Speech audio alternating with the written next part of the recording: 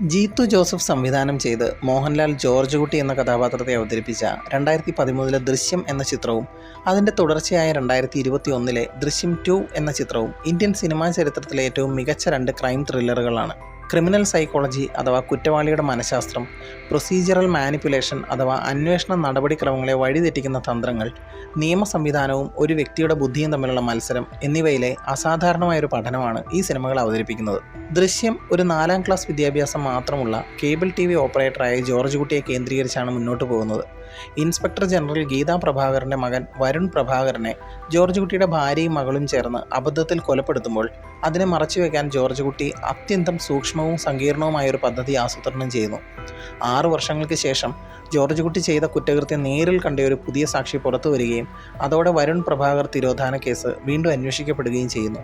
George കുട്ടി യഥാർത്ഥത്തിൽ ഒരു അസാധാരണ ക്രിമിനൽ മാസ്റ്റർ മൈൻഡ് ആയിരുന്നോ? അല്ലെങ്കിൽ അന്വേഷണ സംവിധാനത്തിൻ്റെ നടപടിക്രമപരവും ഫോറൻസിക് തലത്തിലുള്ളതുമായ പിഴവുകൾ കൊണ്ട് മാത്രമാണോ അയാൾ രക്ഷപ്പെട്ടത്? ഇത് രണ്ടും ഉണ്ടായിരുന്നു എന്ന് വേണം പറയാൻ. ജോർജ് കുട്ടി ബുദ്ധിമാനുമായിരുന്നു, അതോടൊപ്പം പോലീസ് അന്വേഷണം അനേകം പിഴവുകൾ കൊണ്ട് നിറഞ്ഞതുമായിരുന്നു. ഈ സിനിമകൾക്ക് പ്രശസ്തി ലഭിക്കുന്നത് വമ്പിച്ച ആക്ഷൻ രംഗങ്ങളാലല്ല, പകരം ഒരു ക്രൈമിനെ മറച്ചുവെക്കാൻ നായകൻ നടത്തുന്ന കൃത്യമായ പ്രൊസീജിയറൽ സൈക്കോളജി അഥവാ അന്വേഷണ മനഃശാസ്ത്ര അവതരണത്തിലൂടെയാണ്. ജോർജ് കുട്ടിയുടെ മുഴുവൻ തന്ത്രവും വ്യത്യസ്തമാണ്.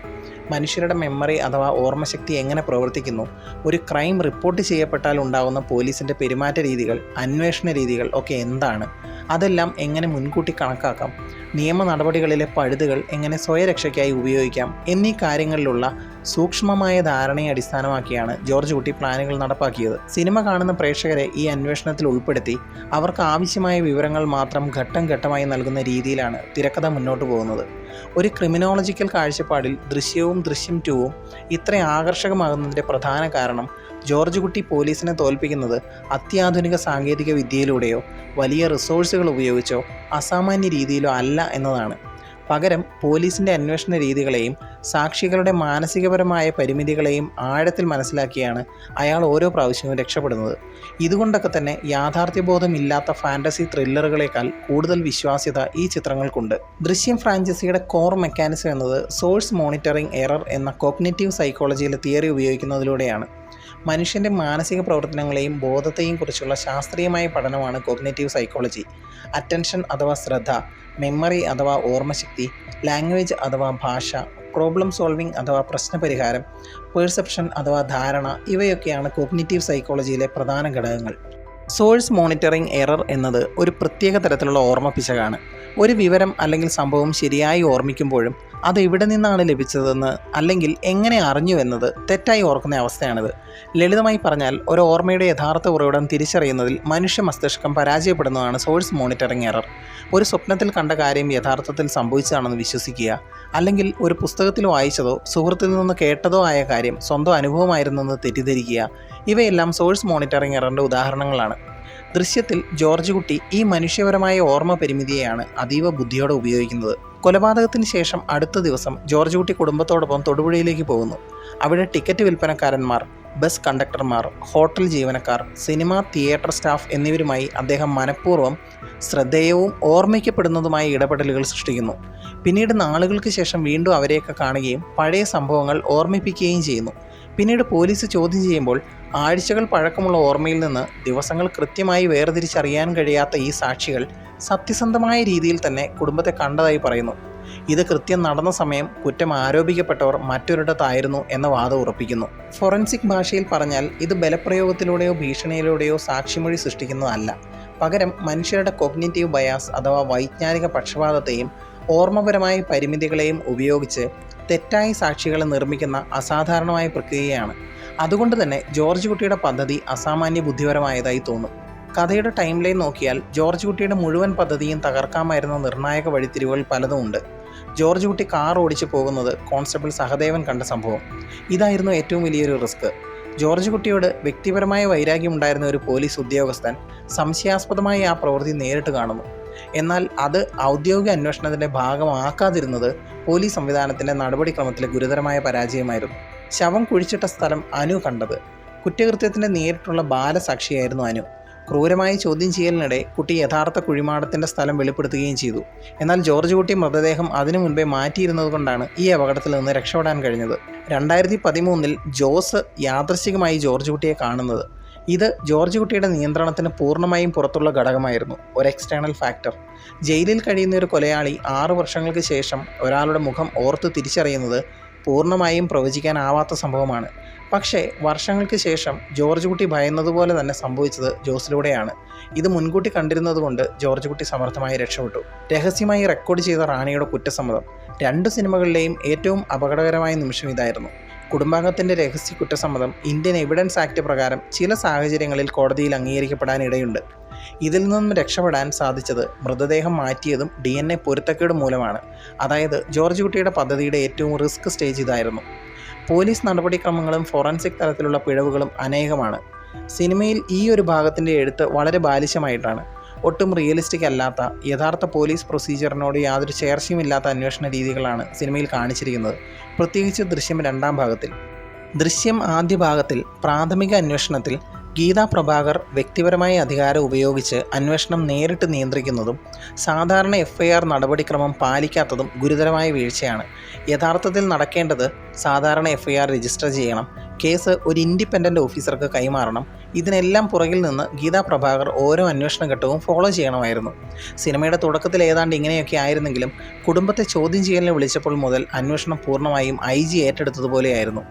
കാണാതായ ആൾക്ക് മുതിർന്ന പോലീസ് ഉദ്യോഗസ്ഥയുടെ കുടുംബ ബന്ധം ഉണ്ടാകുന്നത് അന്വേഷണത്തിൽ ബുദ്ധിയേക്കാൾ ഉപരി വൈകാരികമായി കാര്യങ്ങൾ സമീപിക്കുന്ന അവസ്ഥയുണ്ടായേക്കും. ഇതിനെയാണ് കോൺഫ്ലിക്റ്റ് ഓഫ് ഇൻട്രസ്റ്റ് എന്ന് പറയുന്നത്. പോലീസ് ഉദ്യോഗസ്ഥർ വൈകാരികമായി കാര്യങ്ങളെ സമീപിച്ചപ്പോൾ അത് എത്തി നിന്നത് ജോർജ് കുട്ടിയെയും കുടുംബത്തെയും ആക്രമിക്കുന്നിടത്തായിരുന്നു. കോൺസ്റ്റബിൾ സഹദേവൻ ജോർജ് കുട്ടിയുടെ കുടുംബത്തെ ക്രൂരമായി പീഡിപ്പിക്കുന്ന രംഗങ്ങൾ സിനിമയിലെ ഏറ്റവും ശക്തമായ നിയമഘടകങ്ങളിലൊന്നാണ്. അതും വളരെ റിയലിസ്റ്റിക്കായി അവതരിപ്പിച്ചിരിക്കുന്നു. ഇന്ത്യൻ എവിഡൻസ് ആക്ട് സെക്ഷൻ 25 പ്രകാരം പോലീസ് ഉദ്യോഗസ്ഥർക്ക് മുന്നിൽ നൽകിയ കുറ്റസമ്മതം കോടതിയിൽ തെളിവായി അംഗീകരിക്കാനാവില്ല. സെക്ഷൻ 26 പ്രകാരം പോലീസ് കസ്റ്റഡിയിൽ നൽകിയ കുറ്റസമ്മതവും തെളിവായി സ്വീകരിക്കാനാവില്ല. അത് മജിസ്ട്രേറ്റിൻ്റെ മുന്നിൽ സെക്ഷൻ 164 CRPC പ്രകാരം രേഖപ്പെടുത്തിയിട്ടുണ്ടെങ്കിൽ മാത്രമേ നിയമപരമായ മൂല്യം ഉണ്ടാകൂ. അതുകൊണ്ട് അനുവിനെ മർദ്ദിച്ച് ലഭിച്ച കുറ്റസമ്മതം നിയമപരമായി പൂർണ്ണമായും അസാധുവാണ്. അതിലൂടെ യഥാർത്ഥ വിവരങ്ങൾ ലഭിച്ചാലും കോടതി അത് തെളിവായി അംഗീകരിക്കില്ല. സഹദേവൻ്റെ നടപടി IPC സെക്ഷൻ 330 പ്രകാരമുള്ള കസ്റ്റോഡിയൽ ടോർച്ചർ അഥവാ കസ്റ്റഡി പീഡനമായി കണക്കാക്കപ്പെടും. ഇത് കൊഗ്നിസിബിൾ ഒഫൻസ് അഥവാ തിരിച്ചറിയാവുന്ന കുറ്റകൃത്യമാണ്. ഇതുകൊണ്ട് തന്നെ ജോർജ് കുട്ടി മാധ്യമങ്ങളിലൂടെ നൽകിയ പരാതി നിയമപരമായും അതോടൊപ്പം അയാളുടെ തന്ത്രപരവുമായുള്ള ശക്തമായ നീക്കമായിരുന്നു. വൈകാരികമായി കാര്യങ്ങളെ കൈകാര്യം ചെയ്ത പോലീസ് ഉദ്യോഗസ്ഥരുടെ പ്രവൃത്തികളാണ് സത്യത്തിൽ വരുൺ തിരോധാനം എങ്ങും എത്താതെ പോയതിനുള്ള പ്രധാന കാരണം. അതോടൊപ്പം ഇത് മുൻകൂട്ടി കണ്ട് കാര്യങ്ങൾ ചെയ്ത ജോർജ് കുട്ടിയുടെ മിടുക്കും. എന്നാൽ ദൃശ്യം 2-വിൽ 6 വർഷങ്ങൾക്ക് ശേഷം എല്ലാ പഴുതുകളും അടച്ചുള്ള 2 വർഷത്തെ കഠിന ശ്രമം നടത്തിയ പോലീസിന് സംഭവിച്ച പിഴവുകൾ ഒരുപാടുണ്ട്. ജോർജ് കുട്ടിയുടെ കുടുംബത്തിനരികിൽ അയൽക്കാരെന്ന വ്യാജേന താമസിച്ച് റാണിയുമായി സൗഹൃദം സ്ഥാപിച്ച് വിവരങ്ങൾ ശേഖരിക്കാൻ സാബുവിനെയും സരിതയെയും ഉപയോഗിക്കുന്ന അണ്ടർ കവർ ഓപ്പറേഷൻ ദൃശ്യം 2-ലെ ഏറ്റവും റിയലിസ്റ്റിക്കായ അന്വേഷണ ഘടകമാണ്. ഇന്ത്യയിൽ ഇത്തരം രഹസ്യ ഓപ്പറേഷനുകൾ സംസ്ഥാന പോലീസിൻ്റെ സ്പെഷ്യൽ ഇൻ്റലിജൻസ് വിഭാഗങ്ങളും കേന്ദ്ര ഏജൻസികളും ഹൈ പ്രൊഫൈൽ കേസുകളിൽ നടത്താറുണ്ട്. സാധാരണയായി ഇത്തരം നടപടികൾക്ക് മുതിർന്ന ഉദ്യോഗസ്ഥരുടെ അനുമതി ആവശ്യമാണ്. ചിലപ്പോൾ ടെലിഗ്രാഫ് ആക്ട്, CRPC എന്നിവയുടെ പരിധിയിൽ ജുഡീഷ്യൽ മേൽനോട്ടത്തോടെയും നടത്താറുണ്ട്. ഇത്തരത്തിൽ രഹസ്യമായി ശേഖരിക്കുന്ന ഓഡിയോ വീഡിയോ തെളിവുകൾ കോടതിയിൽ സ്വീകരിക്കപ്പെടാൻ Indian evidence act section 65B പ്രകാരമുള്ള ഡിജിറ്റൽ തെളിവ് സർട്ടിഫിക്കേഷൻ നിർണായകമാണ്. കൂടാതെ സംസ്ഥാന പിന്തുണയോടെ വഞ്ചനാപരമായി ശേഖരിച്ച തെളിവുകൾ ആർട്ടിക്കിൾ 21 ഉൾപ്പെടുന്ന സ്വകാര്യതാവകാശത്തിൻ്റെ അടിസ്ഥാനത്തിൽ കോടതികൾ സൂക്ഷ്മമായി പരിശോധിക്കും. സിനിമയിൽ ഈ ഓപ്പറേഷൻ അവസാനം പരാജയപ്പെടുന്നത് നിയമപരമായി വളരെ റിയലിസ്റ്റിക്കാണ്. DNA മാച്ചിങ് അല്ലാതെ ആയതുകൊണ്ട് രഹസ്യമായി ശേഖരിച്ച തെളിവുകൾക്ക് പ്രസക്തിയില്ലാതെയായി. കാരണം ഒരു കുറ്റസമ്മതം മാത്രം, പ്രത്യേകിച്ച് രഹസ്യമായി ലഭിച്ചത്, ശക്തമായ ഫിസിക്കൽ എവിഡൻസുകൾ ഇല്ലാതെ കോടതിയിൽ വളരെ ദുർബലമാകാം. അതാണ് ഇവിടെയും സംഭവിച്ചത്. 2 സിനിമകളിലും പോലീസിൻ്റെ പ്രവർത്തന രീതികളിലെ ഒരുപാട് കാര്യങ്ങൾ റിയലിസ്റ്റിക് അല്ലായിരുന്നു. വരുണിനെ കാണാതായി അന്വേഷണം ആരംഭിക്കുന്ന ഏതാണ്ട് 20 ദിവസങ്ങൾക്ക് ശേഷമാണ്. അത്രയും ദിവസങ്ങൾക്ക് ശേഷം അന്വേഷണം തുടങ്ങാൻ തന്നെ കാരണം വരുണിൻ്റെ ഫോൺ നമ്പർ ട്രേസ് ചെയ്തപ്പോൾ സംശയാസ്പദമായ ഒരുപാട് ലൊക്കേഷനിലൂടെ ഫോൺ പോയെന്ന് തിരിച്ചറിഞ്ഞപ്പോഴാണ്. ഓഗസ്റ്റ് 2 ശനിയാഴ്ച വരുണിൻ്റെ ഫോൺ ലൊക്കേഷൻ രാജാക്കാടായിരുന്നു എന്ന് പോലീസ് കണ്ടെത്തുന്നുണ്ട്. എന്നാൽ അന്വേഷണം പുരോഗമിക്കുമ്പോൾ പോലീസ് ജോർജ് കുട്ടിയുടെയും കുടുംബത്തെയും സംശയിക്കുമ്പോൾ അവർക്ക് രക്ഷകരായി വരുന്നത് ഒരുപാട് ആളുകൾ അവർ പോലും അറിയാതെ പറഞ്ഞ കള്ളങ്ങളായിരുന്നു. ഓഗസ്റ്റ് 2-നും 3-നും ജോർജ് കുട്ടിയുടെയും കുടുംബത്തിൻ്റെയും ഫോൺ നമ്പറുകളുടെ CDR അഥവാ കോൾ ഡീറ്റെയിൽ റെക്കോർഡ്സ് അല്ലെങ്കിൽ സെൽ ടവർ റെക്കോർഡ്സ് എടുത്തിരുന്നെങ്കിൽ ഓഗസ്റ്റ് 2-ന് ജോർജ് കുട്ടിയും കുടുംബവും രാജാക്കാട് തന്നെ ഉണ്ടായിരുന്നു എന്നും ഓഗസ്റ്റ് 3-ന് ജോർജ് കുട്ടി രാജാക്കാട് നിന്നും തൊടുപുഴയിലേക്ക് നടത്തിയ യാത്രയും പോലീസിന് വളരെ എളുപ്പത്തിൽ കണ്ടെത്താമായിരുന്നു. വരുണിൻ്റെ ലൊക്കേഷൻ എടുക്കാൻ കാണിച്ച താല്പര്യം പോലീസ് ജോർജ് കുട്ടിയുടെയും കുടുംബത്തിൻ്റെയും കാര്യത്തിൽ എടുത്തില്ല. വരുണിനെ അപായപ്പെടുത്തിയത് ജോർജ് കുട്ടിയുടെ കുടുംബമാണെന്നുള്ള സംശയം നിലനിൽക്കുന്നതുകൊണ്ട് അവർ അന്നേ ദിവസം തൊടുപുഴയിലായിരുന്നു എന്ന് പറയുന്നത് കള്ളമാണെന്ന് CDR ഉപയോഗിച്ച് തെളിയിക്കുകയും ചെയ്താൽ ജോർജ് കുട്ടിയുടെ വീടും പരിസരവും അന്വേഷണ വിധേയമാക്കാം. ആ ദിവസങ്ങളിൽ തോരാതെ മഴ പെയ്തിരുന്നതുകൊണ്ടും അന്വേഷണം ആരംഭിച്ചത് 20 ദിവസങ്ങൾ കഴിഞ്ഞ് ആയതുകൊണ്ടും വീടിന് പുറത്തു നിന്നുള്ള തെളിവ് ശേഖരണം ബുദ്ധിമുട്ടിലായേക്കും. പക്ഷേ ക്രൈം നടന്ന മുറിക്കുള്ളിൽ നിന്നും വരുണിൻ്റേതായി എന്തെങ്കിലും ഫോറൻസിക് തെളിവ് കിട്ടേണ്ടതാണ്. വിരലടയാളമെങ്കിലും കിട്ടാനുള്ള സാധ്യത കുറവായിരുന്നില്ല. പക്ഷേ പോലീസ് കുടുംബത്തെ കസ്റ്റഡിയിലെടുത്ത് ദ്രോഹിച്ച് അവരിൽ നിന്നും സത്യം പുറത്തു കൊണ്ടുവരാൻ ശ്രമിച്ചുകൊണ്ടേയിരുന്നു. ഫോറൻസിക് അന്വേഷണം സമാന്തരമായിട്ടെങ്കിലും നടത്താമായിരുന്നു. അതുപോലെ പോലീസ് ചോദ്യം ചെയ്യുന്ന എല്ലാവരോടും ആകെ ചോദിച്ചത് ഓഗസ്റ്റ് 2-ാം തീയതിയെക്കുറിച്ച് മാത്രം. തുടർ ചോദ്യങ്ങൾ പോലും ഉണ്ടായില്ല. കാര്യങ്ങൾ ഇമോഷണലി കൈകാര്യം ചെയ്തത് ജോർജ് കുട്ടിയുടെ വിജയസാധ്യത കൂട്ടി. 2-ാം ഭാഗത്തിൽ പ്രധാനമായും 2 കാര്യങ്ങളാണ് സംഭവിക്കുന്നത്. ഒന്ന്, റാണിയുടെ സൈക്കോളജിക്കൽ ഇൻസ്റ്റെബിലിറ്റിയെ ചൂഷണം ചെയ്യുക എന്നതാണ്. ജോർജ് കുട്ടിക്കുള്ള മാനസിക നിയന്ത്രണവും വികാരങ്ങളെ അടക്കി വയ്ക്കാനുള്ള കഴിവും റാണിക്കില്ല. അതുകൊണ്ട് തന്നെ ദൃശ്യം 2-ലെ അണ്ടർ കവർ ഓപ്പറേഷൻ ശരിയായ രീതിയിൽ റാണിയെ ചൂഷണം ചെയ്യാവുന്ന കഥാപാത്രമാക്കി മാറ്റുന്നുണ്ട്. സാബുവും സരിതയും ഉപയോഗിച്ച സോഷ്യൽ എഞ്ചിനീയറിംഗ് സമീപനം റിയലിസ്റ്റിക്കലി വളരെ വിശ്വസനീയമാണ്. കുറ്റബോധം, ഭയം, ഒറ്റപ്പെട്ട അവസ്ഥ, മാനസിക സമ്മർദ്ദം എന്നിവയിൽ കഴിയുന്ന ഒരാളോട് ദീർഘകാലം സൗഹൃദപരമായ ഇടപെടലുകൾ നടത്തുമ്പോൾ അവർ അറിയാതെ നിർണായക വിവരങ്ങൾ പുറത്തുവിടാൻ സാധ്യത വളരെ കൂടുതലാണ്. ഇതുതന്നെയാണ് ഇവിടെയും ഒരു പരിധിവരെ സക്സസ്ഫുൾ ആകുന്നത്. രണ്ടാമത്തേത് ജോർജ് കുട്ടിയെ യാദൃശ്ചികമായി കാണുന്ന സംഭവമായിരുന്നു. ഒരു കേസിൽ ശിക്ഷിക്കപ്പെട്ട കൊലയാളി വർഷങ്ങൾക്ക് ശേഷം ഒരു മുഖം ഓർത്തെടുത്ത് തിരിച്ചറിയുന്നത് ജോർജ് കുട്ടിയുടെ പദ്ധതിക്ക് പുറത്തുള്ള റാൻഡം വേരിയബിളായിരുന്നു. പിന്നീട് അതിൻ്റെ പ്രത്യാഘാതങ്ങൾ കൈകാര്യം ചെയ്യുന്നതിൽ ജോർജ് കുട്ടി വിജയിച്ചെങ്കിലും ആ വിജയത്തിന് കാരണം പോലീസിൻ്റെ അന്വേഷണ പിഴവ് തന്നെയായിരുന്നു. അന്വേഷണപരമായി നോക്കുമ്പോൾ ജോസിൻ്റെ മൊഴി ഒറ്റയ്ക്ക് ഒരു നിർണായക തെളിവാവില്ല. അത് കൊറോബറേറ്റീവ് എവിഡൻസ് അഥവാ ഒരു കാര്യത്തെ സ്ഥിരീകരിക്കുന്ന തെളിവ് മാത്രമാണ്. എന്നാൽ മറ്റ് തെളിവുകളുമായി ചേർന്നാൽ സംഭവങ്ങളുടെ ടൈം ലൈൻ ഉറപ്പിക്കാൻ അതിന് വലിയ പ്രാധാന്യമുണ്ട്. ജോസിൻ്റെ മൊഴിക്ക് ശേഷം പിന്നീട് അങ്ങോട്ട് പോലീസിൻ്റെ ബുദ്ധി എന്നത് ഒരു സാധാരണ മനുഷ്യൻ്റെ ബുദ്ധിയേക്കാൾ കുറഞ്ഞുപോയി എന്നതാണ് വാസ്തവം. 6 വർഷങ്ങൾക്ക് ശേഷം വെറും ഒരാളുടെ മൊഴിയെ മാത്രം അടിസ്ഥാനമാക്കി പ്രവർത്തിച്ചുകൊണ്ടിരുന്ന ഒരു പോലീസ് സ്റ്റേഷൻ്റെ തറയുടെ ഭാഗം പൊളിച്ച് കുഴിയെടുക്കുന്നത് അത്യന്തം കടുത്ത നടപടിയാണ്. അതുകൊണ്ട് യഥാർത്ഥത്തിൽ അന്വേഷണ സംഘം സാധാരണയായി ചെയ്യുന്നത് ഇപ്രകാരമാണ്: സാക്ഷിയുടെ വിശ്വാസ്യത വിലയിരുത്തുക, സംഭവങ്ങളുടെ ടൈം ലൈൻ പുനർനിർമ്മിക്കുക, കെട്ടിട നിർമ്മാണ സമയത്ത് ജോർജ് കുട്ടിക്ക് അവിടെ പ്രവേശനമോ അവസരമോ ഉണ്ടായിരുന്നു എന്ന് പരിശോധിക്കുക, കെട്ടിടത്തിൻ്റെ നിർമ്മാണ രേഖകൾ പരിശോധിക്കുക, GPR അഥവാ ഗ്രൗണ്ട് പെനിട്രേറ്റിംഗ് റഡാർ സ്കാനുകൾ നടത്തുക, അല്ലെങ്കിൽ ചെറിയ ഡ്രില്ലിംഗ് നടത്തി തറയുടെ അടിയിൽ എന്തെങ്കിലും അസ്വാഭാവികത ഉണ്ടോ എന്ന് പരിശോധിക്കുക. അതിനുശേഷം മാത്രമേ കുഴിയെടുക്കൽ നിയമപരമായും അന്വേഷണപരമായും ന്യായീകരിക്കാനാവുമോ എന്ന് തീരുമാനിക്കൂ. ഇവിടെ ഏറ്റവും പ്രധാനപ്പെട്ട കാര്യം, GPRൽ ഒരു അനോമലി കണ്ടാലും അത് മനുഷ്യ അസ്ഥികൂടം തന്നെയാണെന്ന് തെളിയിക്കാൻ കഴിയില്ല. അത് വെറും സംശയം ശക്തിപ്പെടുത്തുക മാത്രമാണ് ചെയ്യുന്നത്. എന്നാൽ എന്തെങ്കിലും അസ്വാഭാവികത ഉണ്ടെങ്കിൽ ഇവയെല്ലാം ഒരുമിച്ച് കൂട്ടുമ്പോൾ കുഴിയെടുക്കൽ നിയമപരമായും അന്വേഷണപരമായും ന്യായീകരിക്കാൻ കഴിയും. മാത്രമല്ല, പോലീസിന് കൃത്യമായി ഉറപ്പൊന്നുമില്ലാതെയാണ് തറ കുഴിക്കുന്നത്. അതുകൊണ്ട് തന്നെ എത്ര നാൾ കുഴിക്കേണ്ടി വരുമെന്നോ ഏതൊക്കെ ഭാഗങ്ങളിൽ കുഴിക്കേണ്ടി വരുമെന്നോ ഒന്നും തന്നെ നിശ്ചയമില്ലാതെയാണ് പ്രവൃത്തികൾ ആരംഭിക്കുന്നത്. എന്നാൽ GPR പോലുള്ള ടെസ്റ്റുകൾ നടത്തിയതിന് ശേഷമാണ് കുഴിക്കുന്നതെങ്കിൽ കുറച്ച് സമയം കൊണ്ട് തന്നെ ഒരു തീരുമാനത്തിലേക്ക് എത്താനും സ്കെൽട്ടൺ കണ്ടെത്താനും കഴിയുമായിരുന്നു. മാത്രമല്ല, പോലീസ് സ്റ്റേഷൻ കുഴിക്കാൻ പോലീസ് ഏർപ്പാടാക്കുന്നത് വേറൊരു നാട്ടിൽ നിന്നും കൊണ്ടുവന്ന ആളുകളെയാണ്. അവരിലൂടെയാണ് ഈ വിവരം പുറത്തായതും. ഇത്രയും സെൻസിറ്റീവായ ഒരു കേസിൽ പോലീസ് സ്റ്റേഷൻ്റെ തറയുടെ അടിയിൽ വരുണിൻ്റെ ശവശരീരം ഉണ്ടെങ്കിൽ തന്നെ അത് കുഴിച്ചെടുക്കാൻ, അതും വളരെ രഹസ്യമായി അത് നടപ്പിലാക്കാൻ ഗവൺമെൻറ് ഏജൻസികളുടെ കീഴിൽ ജോലി ചെയ്യുന്ന ആളുകളെയോ ഡിസാസ്റ്റർ റെസ്പോൺസ് ടീമിനെയോ എന്തിന് ഫയർഫോഴ്സ് ഡിപ്പാർട്ട്മെൻറ്റിനെയെങ്കിലും ഏൽപ്പിച്ചാലും മതിയായിരുന്നു. അങ്ങനെ ആയിരുന്നെങ്കിൽ പോലും ആ നാട്ടുകാർക്കോ ജോർജ് കുട്ടിക്കോ പോലും അതറിയാൻ കഴിയില്ലായിരുന്നു.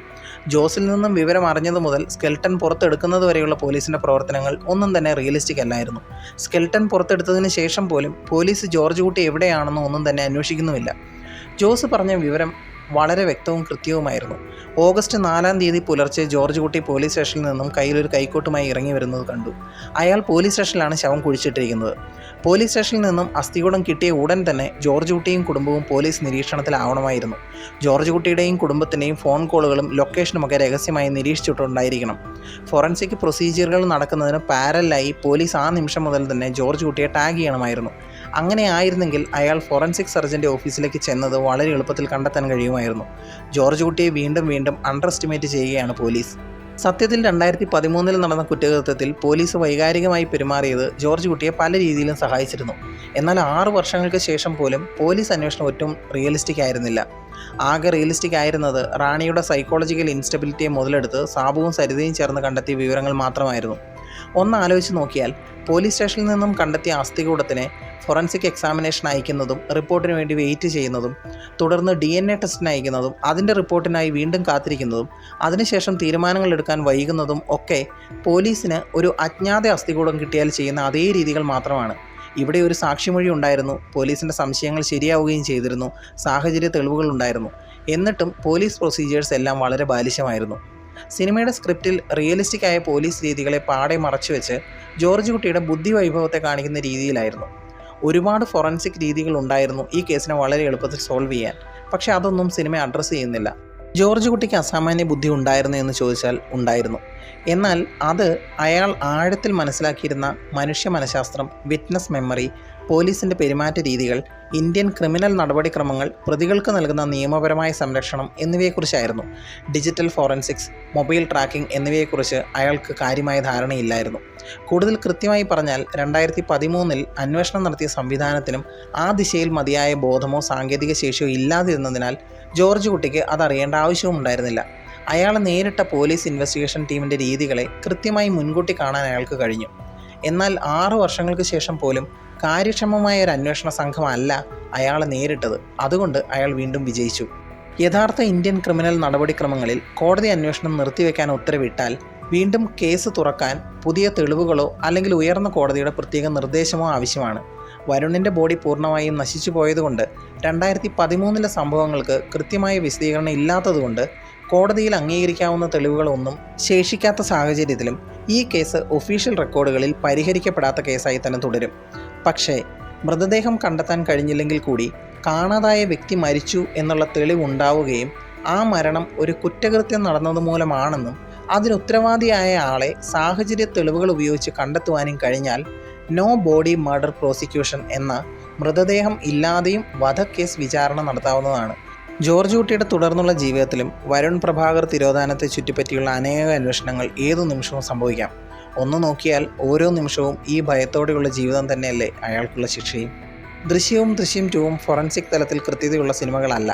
നമ്മുടെ അന്വേഷണ സംവിധാനത്തിലെ ഏത് വിടവുകളെയാണ് ഉപയോഗിക്കേണ്ടത്, ഏത് സ്ഥാപനങ്ങളെയാണ് തെറ്റായി പ്രതിനിധീകരിക്കേണ്ടത്, പോലീസും അവരുടെ നടപടിക്രമങ്ങളും സാധാരണയായി എവിടെയാണ് പരാജയപ്പെടുന്നത് എന്നതെല്ലാം ഈ സിനിമകൾ വളരെ കൃത്യമായി കാണിക്കുന്നുണ്ട്. അതുകൊണ്ട് തന്നെ ഇന്ത്യൻ സിനിമയിലെ ഏറ്റവും റിയലിസ്റ്റിക് ആയ ക്രൈം സിനിമകൾ തന്നെയാണ് ദൃശ്യവും ദൃശ്യം 2. തുടർന്നുള്ള ഭാഗങ്ങളിൽ ആരൊക്കെയാണ് ഈ കുടുംബത്തിനെതിരെ വരാൻ പോകുന്നതെന്ന് കണ്ടറിയേണ്ടിയിരിക്കുന്നു. ഈ വീഡിയോയിൽ ഞാൻ പങ്കുവച്ചത് കുറേയൊക്കെ എൻ്റെ ചുറ്റുമുള്ള എയറിൽ നിന്ന് ഊഹാപോഹങ്ങളും ബാക്കിയൊക്കെ ഞാൻ അന്വേഷിച്ച് കണ്ടെത്തിയ തിയറട്ടിക്കലായ പോലീസ് അന്വേഷണ രീതികളും നിയമവ്യവസ്ഥകളുമാണ്. ഒരുപാട് പഴുതുകൾ ഈ വീഡിയോയിലും കാണാം. എന്നാലും കൂടുതൽ സിനിമാ വിശേഷങ്ങൾക്കായി ചാനൽ സബ്സ്ക്രൈബ് ചെയ്യൂ. Thanks for watching. Bye bye guys.